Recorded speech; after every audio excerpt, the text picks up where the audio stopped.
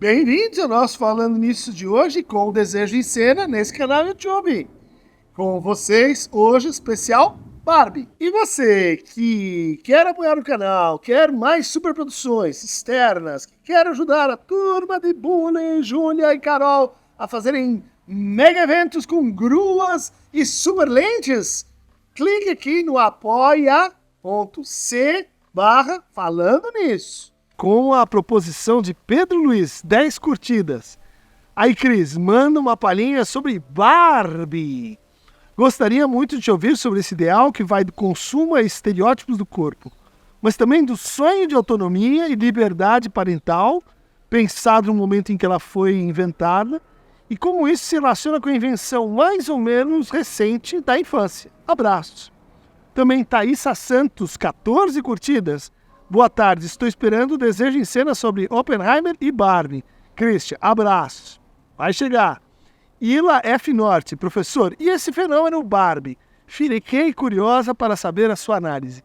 Pois então, Barbie e Ken, aqui vai, Desejo em Cena, externo, ar livre, com nova produção, falando sobre esse filme que de fato colocou aí em discussão uma série de coisas sobre a condição da mulher, nesse mundo invertido, né? Uma estratégia que é uma estratégia clássica, né? Dos filmes e nos livros, né? A gente vai pegar lá a Nova Heloísa, do Rousseau, tantos autores que falaram, né? Desses momentos como o Carnaval, como a Viagem de Orfeu, nos momentos em que a sociedade parece se permitir representar de forma invertida quanto às suas relações de poder. Então, no filme da Greta Gerwig, que é, para começar a conversa, né, uma franquia da Mattel, né? Essa empresa que faz as bonecas agora se estendendo para a realização, né, o empreitamento da sua própria personagem símbolo, agora nas telas de cinema. Isso acho que seria um bom exemplo, né, do novo passo aí dado pela indústria cultural, em que, não contente, né, em produzir aquele gênero, aquela peça, aquele filme, começa também a perceber o valor de capital, o valor agregado de personagens, de figuras, vamos dizer assim, humanas, que é um pouco assim o correlato da financiarização do capital, ou seja, o valor de marca, o valor de imagem, o valor que nós produzimos, vamos dizer assim, por agregação metonímica, por contato com outras imagens, e que cada vez mais se pronuncia no universo digital, no universo das redes sociais. Nesse mundo invertido, que é a Barbilândia, a gente tem um retrato muito, muito divertido, né? É um filme que ele ganha muito quem está assistindo, pela potência de evocação da infância. Quem não brincou com uma Barbie, quem não viu alguém brincando com uma Barbie, quem não sonhou brincar com uma Barbie, quem não viu a sua amiga com uma Barbie, enfim, para determinadas gerações, o filme ele impacta por te transportar imediatamente para algum lugar do passado, né? Para algum lugar da infância. Isso tem, vamos dizer assim, poderosos influxos, né, no sentido de te conceder uma empatia pelo filme, um voto de amistoso, vou embarcar nessa, porque no fundo um dia me deixei assim enganar ou fascinar por esse universo encantado, né? Cuja estrutura é o como ser, cuja estrutura é a ficção. A gente tem nesse mundo uma mulher, né, a Barbie, uma mulher boneca, uma mulher que tem já de saída uma certa consciência sobre o seu papel estereotipado, né? Então vamos falar um pouco dessa categoria, né, que é o estereotipo, e que no fundo já tinha sido tematizada pelo próprio Freud, que gostava muito desse gênero que é a caricatura, que ele dizia assim, olha, na arte da caricatura, a arte que tem expressão política, a arte que que está aí nos primórdios da fotografia, nas montagens feitas pelo Méliès, no cinema mágico, né? A caricatura, ela joga com processos primários, vamos dizer assim, condensação e deslocamento, mas não só no nosso sonho, mas no grafismo, né? Na maneira de pegar um traço e elevá-lo à dignidade de representar o todo. Então é o queixo pequeno, é o queixo grande, é o peito, é o cabelo, é os olhos, algo que é assim marcante, que seria uma diferença que faz diferença, e que é então extrapolada, fazendo diminuir outros traços ali no conjunto. A ideologia funciona por estereotipagem, né? Tem a ideia aí de tipo, né? Ou seja, como se a gente tivesse tipos, como diz o Max Weber, tipos sociais ideais, né? E que o pacto social, no fundo, se resume a fazer bem o seu papel, fazer bem a sua função e corresponder ao tipo ideal da sua condição de classe, de gênero, de raça, de etnia e assim por diante. O mundo da estereotipia é um mundo em que os indivíduos, nas suas singularidades, né, são reduzidos a particulares, em que a tua vestimenta te antecipa, a maneira como você fala te antecipa, a tua cor te antecipa, em que você já está falando, né, você já está se posicionando num lugar e numa posição a partir daquilo que corresponde ao seu tipo, que vai sendo, então, objeto de uma leitura e de uma gramática. Então, o que o filme faz? Ele diz assim, vamos exagerar a estereotipia que já existe aí no mundo. Essa estereotipia de como o mundo poderia ser a partir de uma determinada perspectiva, que é a Barbie perspectiva. Aí a gente tem várias considerações interessantes sobre a própria ideia de gênero. Vamos pegar uma autora como Judith Butler, né, que vai dizer assim, olha, no fundo o gênero ele não tem essência, tá? No fundo o nosso trabalho, né, para incluir, para reconhecer estas figuras, vamos dizer assim, não inteligíveis, né, essas que estão assim fora da estereotipagem, né, no primeiro grau e que cria então uma segunda estereotipagem, para reconhecer esses tipos, a gente precisa desconstruir, undoing gender, né? Quer dizer, desconstruir os gêneros, porque eles são, argumenta a Judith Butler, né, performativos. Ou seja, eles são repetições, iterações, relações cópia-modelo original, cópia sem um original. Onde o original é uma ficção, né, produzida ao depois. Muita gente diz que esse raciocínio ele já estava no Freud, ou pelo menos ele já estava no Freud, tal qual o Derrida o lê num texto muito conhecido, chamado Freud, a Cena da Escritura, onde ele vai dizer, olha, todo mundo está lendo o Freud como se tivesse assim, uma primeira satisfação original, o peito, o seio da mãe, e daí a gente fica tentando voltar para isso. Mas se você lê a Carta 52, se você lê o texto sobre o bloco mágico, se você lê a fundo a teoria da diferença no Freud, o que você vai encontrar ali é que a origem também falta, né? Ou seja, não há tipo original, não há o tipo básico, e que, portanto, todos os gêneros são construídos e desconstruídos a partir de performativos. O que são performativos? Isso a gente vê no filme da Barbie, né? Performativo é um tipo de uso da linguagem, né, descrito lá pelo Austin, né, quando dizer é fazer, em que a gente faz coisas com palavras. Gêneros performativos gêneros que são construídos com palavras, mas com discursos, com gestos, com maneiras de se vestir, com tons de voz, enfim, todo um conjunto, né, de criação de tipos sociais, né? Mas, diz a Judith Butler, como é que a gente consegue, então, desfazer os gêneros? Primeiro, reconhecendo que há uma questão. Quando a gente fala em gênero, há uma indeterminação, que é, no fundo, a expressão dessa falta de homem perfeito inicial, mulher perfeita inicial, que a Barbie vem a suprir, que a Barbie vem a ocupar como um lugar, o quê? Mítico, né? Construído ao depois, ressignificado. Já que não tem, vamos pôr a Barbie nesse lugar. Como é que a gente desfaz isso? Diz, olha, Uma estratégia é a paródia. A paródia é quando a gente exagera, né? Um dramalhão mexicano, uma novela onde os afetos são melodramaticamente expostos, onde o vilão ele é muito vilão, onde o mocinho ele é muito mocinho. Isso compreende, então, essa forma estética chamada paródia. Então, a Barbilândia é não só um universo performativo, onde todo mundo está o tempo todo agindo, né?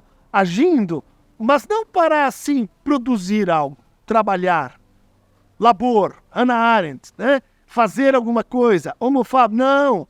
Estão todos numa espécie de palco contínuo. Estão todos exagerando. Oi, tá tudo bem? Alô, como eu sou feliz. Aquele mundo em que você está sempre, no fundo, encenando para um olhar que você não sabe direito qual é, mas que pode, então, te pegar a qualquer momento. Isso, a gente vai dizer assim, é uma nova conformação, né, que o Christopher Lasch começou a descrever para os Estados Unidos da década de 60, olá, onde nasce a Barbie, né, essa produção da Mamãe Roots, né, que aparece no filme de uma forma muito delicada, muito bonita, né, que vai parecendo como uma zona oculta, com um quarto fechado dentro da grande empresa Mattel, mas que no final vem, vamos dizer assim, enquanto personagem humano, né, que está num outro mundo, se reconciliar com essa personagem paródico que é a Barbie, né,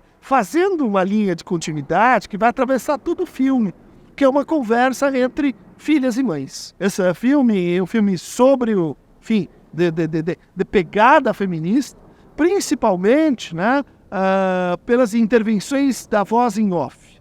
Né? Se você acompanhar, né, os comentários irônicos, sardônicos, né, da voz que diz, opa, veja isso assim, receba isso assado. Ou seja, eles são interveniências nesse mundo de puro teatro. Eles são a intrusão do crítico, do olhar crítico dentro da cena performática, dentro da cena paródica. Então há uma conversa, né, entre a Mamãe Roots e a Barbie, assim como há uma conversa entre Glória e Sasha. Né? Porque, bom, antecipando um pouco o enredo do filme, a Barbie tem que sair desse mundo onde todas são versões de Barbie, né?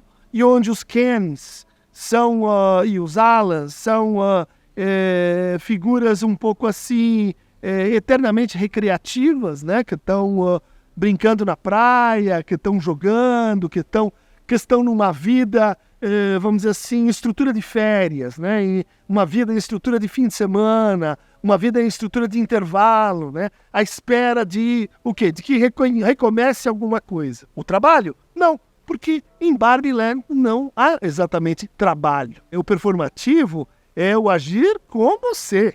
O trabalho, de fato, o trabalho vivo, né? Vamos lembrar do Marx, é outra coisa. E ele não está presente ali. Né? Ele vai aparecer nesse outro lugar para onde Barbie tem que ir resolver um assunto. Né? Ajustar contas com um problema. Que problema é esse? Dentro desse universo performático, aparece para Barbie uma ideia. Tá? E eu acho que aí o filme é sensacional para mostrar assim o que é uma ideia obsessiva. Tá? Como acontece uma ideia obsessiva. E isso tem uma relação muito, muito curiosa no filme, né? Com o fato de que o universo Barbie Land é também um universo que começa a ganhar tons menos histéricos e mais obsessivos. Então, nesse universo da representação contínua, da felicidade contínua, ela tem uma ideia. E essa ideia diz respeito ao quê? À mortalidade, à finitude. Esse grande drama, né? essa grande ideia que confronta e amassa, né? E é um perigo permanente para o nosso narcisismo. A expansão do mundo, estrutura de palco, estrutura narcísica, estrutura de personagem em função, tem um limite. Qual é esse limite? A resistência da matéria-corpo. Ou seja, a morte é um drama, é uma ideia impensável, e quanto mais narcísico, mais impensável é a finitude, mais impensável é o luto, mais impensável é que isso aqui termina, e é aquela felicidade toda é interrompida por uma ideia intrusiva, uma ideia que ela não sabe de onde veio, ela teme que aquilo pode ser destrutivo, aquilo se desenvolve num segundo momento em efeitos, né, de autoobservação crítica. Ela percebe que o pé dela não é mais aquele pé impossível, né, da Barbie que é feita para colocar um salto alto. O pé dela se normaliza, ele vira um pé de uma pessoa normal, assim, achatado, como todo mundo, e etc.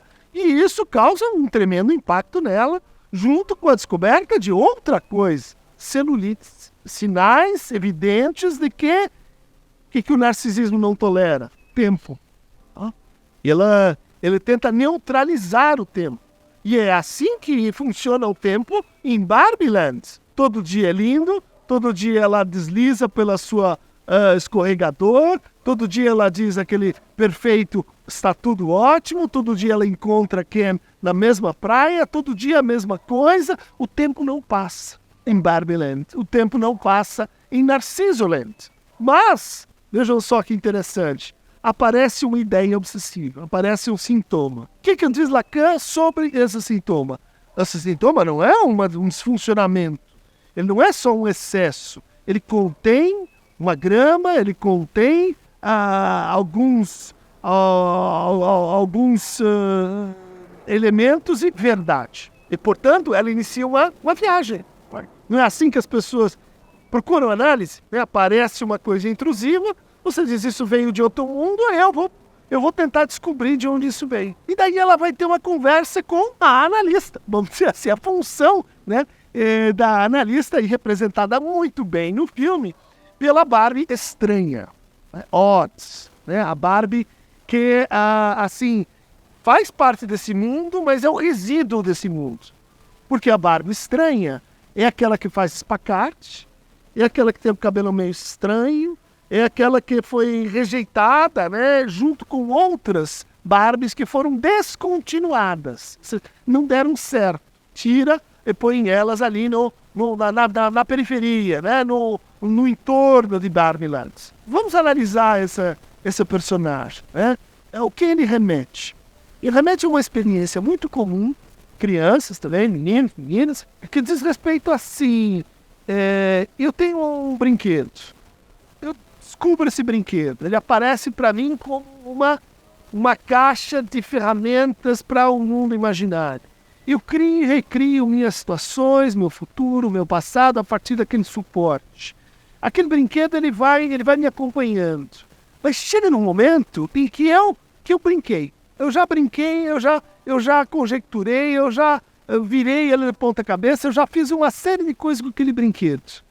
Nessa hora, parece uma questão, né, que é assim, do que esse brinquedo é feito? Por que ele possui esse poder mágico de me encantar? O que ele tem que me fez desejar?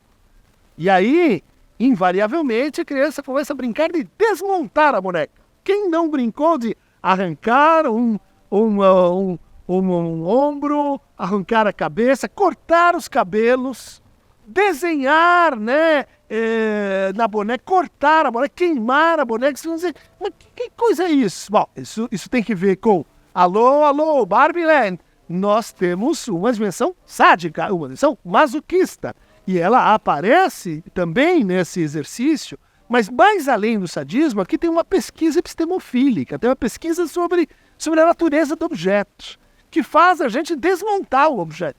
E depois que a gente o desmonta e percebe que ele é feito ali daquelas partes em que a gente investiga, né, o que é essa unidade, o que confere unidade para esse objeto, ele é então aposentado.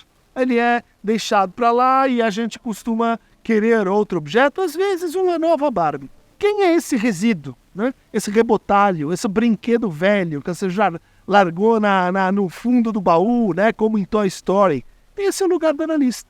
Não é isso que o Lacan disse, né? O analista é um lugar assim, no semblante de objeto.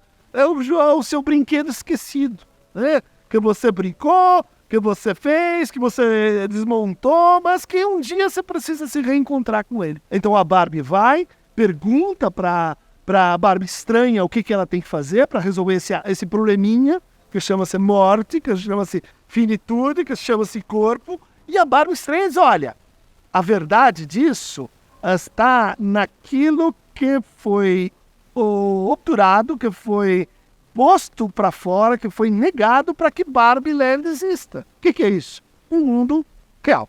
Um outro mundo, vamos dizer assim. Um mundo para onde ela tem que ir. E aí são pessoas, né? Aí tem a Glória, que é uma pessoa, tem a Sasha, que é uma menina. E ela tem que descobrir a criança que está brincando com ela, com a Barbie estereotipada, para resolver o problema de que essa criança estaria nessa fase de começar a envelhecer aquele boneco, ou ela mesma se colocar questões a partir da boneca sobre finitude, morte e bom, por que as coisas são assim e não de outro jeito. Então a pesquisa da Barbie, exatamente como o trajeto de uma análise, né, passa por uma analista que vai te levar para um outro mundo. Um outro mundo que é aquilo que foi retirado da tua realidade para que a tua realidade funcionasse ok. Tá? Só que nesse outro mundo, o que vai ter? Barbárie, briga, bagunça, e ali ela encontra, né, aparece pela primeira vez no filme, um tapa na bunda. E ela responde, ela reage, e daí, bom, elas vão fazer compras, e como é que a gente paga? Ou seja, o que aparece logo de cara nesses primeiros momentos de bem-vindo ao deserto do real? Como dizia o DJ, bem-vindo ao mundo tal como ele é. Duas coisas que estavam suprimidas em Barbie Land. E eu peço que vocês meditem um pouco. Quais são essas duas coisas? Barbie Land era um mundo invertido. Perfeito. Reproduzia, né, em detalhes tudo aquilo que a gente poderia dizer assim, é a felicidade que nos aguarda, que a gente pode sonhar, que a gente pode imaginar. Só que tinha duas coisas que estavam surrupiadas. E elas aparecem nos dois primeiros cenas da Bem-vindo ao Deserto do Real. Pensou? Primeiro, sexo. Segundo, desigualdade social. Tudo funcionava bem, mas quando Ken dizia, querida Barbie, posso hoje ficar e passar a noite com você? A Barbie dizia, não, eu estou hoje dançando com as minhas amigas. Quando o Ken dizia, não, mas, querida, será que você não vai ter olhos assim um pouco mais próximos de mim? E ela dizia, não, vamos brincar. Não, vamos dançar. Alegria, alegria. Que é uma outra faceta do narcisismo. Por um lado, o narcisismo ele é avesso à morte, às coisas ruins, mas por outro lado, ele também não se dá muito bem com o sexo. Com o sexo, enquanto encontro com uma certa diferença, encontro com uma certa descontinuidade, encontro com uma certa contingência, encontro com você, mas além da sua identidade. Que você acha que é Barbie, Hulk, Kenny, etc. Ajoelha no pé da cama e daí vai ver quem é que você é do lado de lá. É outro, é outra, ali são outras regras, ali, enfim, os fortes viram os fracos viram os inocentes e assim por diante. Sexo não tem em Barbieland. Isso a gente pode dizer assim, será que é uma crítica ao feminismo? Será que é uma maneira de dizer assim, olha, feministas, tudo bem, tinha lá com o gay rubbing esse dispositivo sexo-gênero, mas daí que a conversa foi indo, e assim, e agora? O que a gente faz, né? Quer dizer, com um programa feminista, em que lugar ele tem no sexo? E aí a gente vai discutir, né? Pornografia não, prostituição não, qual é o lugar na sexualidade enquanto força de transformação social, enquanto força crítica, não só lugar de dominação, de imposição, de violência, de assédio. Mas é assim que ele aparece. Primeira cena. Segunda cena, desigualdade social. Entraram numa loja, uhul, vamos lá, compra, baby, dancing days. Não, tem que pagar. Mas como pagar? Tem dinheiro aqui? Então, sexo e dinheiro, sexo e tudo que vem com o dinheiro e com as desigualdades que ele comporta. Então aí começa a viagem, vamos dizer assim, rumo ao criador. Eu vou para a Mattel, por quê? Porque a própria Mattel está querendo me enforcar, né? Você está causando um problema aqui para a nossa produção de fantasia, nosso mundo ideal paralelo. E perseguição, vamos dizer assim. A Barbie encontra a sua mãe, mas ela não saca que é a sua mãe.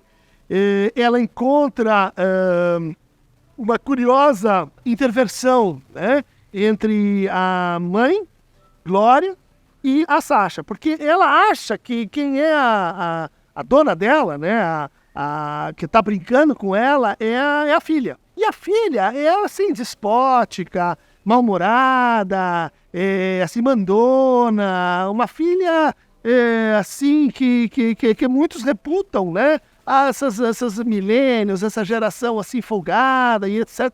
Mais ou menos, né? Uma coisa assim entre os milênios e a geração Z. E a mãe, na verdade, tinha voltado a se encontrar com a sua boneca a partir do brincar da filha. E isso foi muito importante, isso foi decisivo para que elas voltassem, então, para encontrar com o conflito real agora dentro do mundo da fantasia, dentro do mundo de Barbie, em que elas voltam. E o que aconteceu? Os Kens tomaram conta. Os Kens estão agora governando. Mas o governo dos Kens é só o governo das Barbies invertidas, né? É eles com seus cavalos ridículos, eles com seus programas ridículos, eles com seus westerns ridículos, eles com as suas poses imaturas. E aí a gente tem, né, um confronto que a gente pode dizer assim, parece uma ironia, né?